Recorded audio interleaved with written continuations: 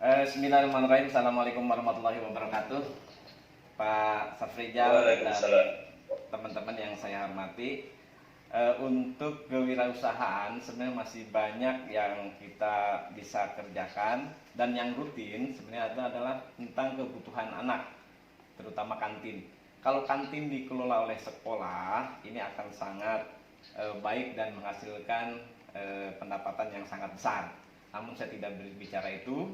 Yang kedua juga tentang koperasi. Koperasi semua kebutuhan anak dari seragamnya, ATK dan segala macam kebutuhan operasional sekolah itu juga akan sangat banyak bisa kita kelola, dan itu juga bisa dijalani. Dan itu nanti saya akan berbicara yang seperti itu. Namun yang ingin saya ceritakan di sini adalah yang pertama, pentingnya kebersihan. Dalam agama jelas an-nazafatu minal iman, bahwa kebersihan itulah bagian daripada iman. Itu yang pertama. Dan permasalahan yang dihadapi oleh sebagian banyak sekolah adalah tentang bagaimana pengelolaan sampah. Buanglah sampah pada tempatnya. Nah, itu adalah konsep yang sudah lama berjalan.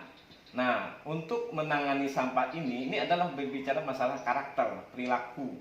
Kalau dia suka bisa buang sampah di mana saja, di sekolah buang sampah, pasti di luar juga buang sampah. Apa artinya di sekolah sampah lingkungannya bersih, kemudian perilaku anaknya karena di situ terkontrol, kemudian di luar dia tidak terkontrol dan membuang sampah, maka akan menjadi masalah untuk lingkungan. Karena itu pemerintah Kabupaten Tangerang juga membuat sebuah kebijakan. Saya akrab dan kenal betul dengan beliau, pendiri dan juga pencipta Kurasaki, kurangi sampah sekolah kita. Dan ini diprogramkan di Kabupaten Tangerang, baik secara resmi diwajibkan kepada sekolah negeri maupun kepada sekolah-sekolah swasta yang melaksanakan. Nah, untuk merealisasikan itu, pada tahun yang lalu kami dengan beberapa elemen yang peduli tentang sampah mengadakan festival daur ulang sampah di bulan Februari. Dan ini kami melibatkan dengan UPH, dengan teman-teman dari komunitas-komunitas kreatif, ya, karena dilaksanakan selama 4 hari kerjasama dengan Eko Eko Plaza yang ada di Citra Raya, dengan Gramedia, dan juga kelompok-kelompok baca yang ada di Kabupaten Tangerang, tempatnya di Sekolah Darussalam.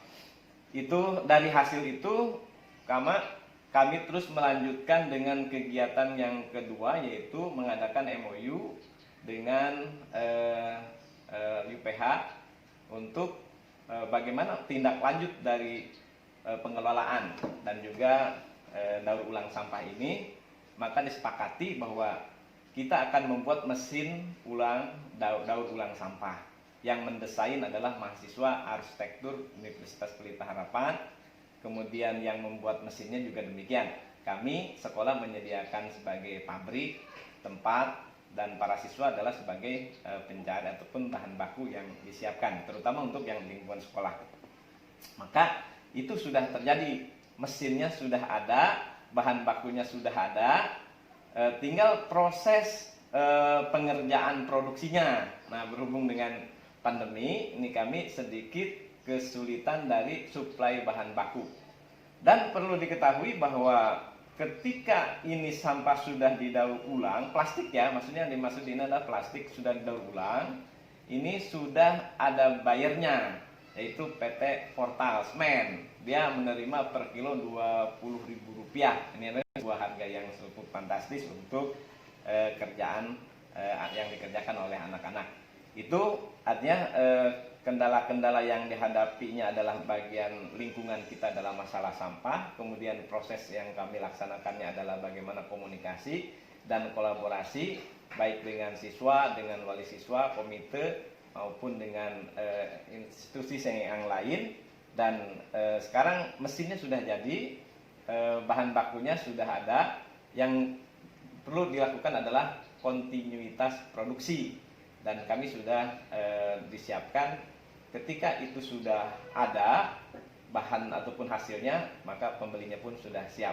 Nah, ini mungkin salah satu kewirausahaan yang kami lakukan pada tahun ini ya. Selain dari kegiatan-kegiatan yang berkaitan dengan pembuatan sablon di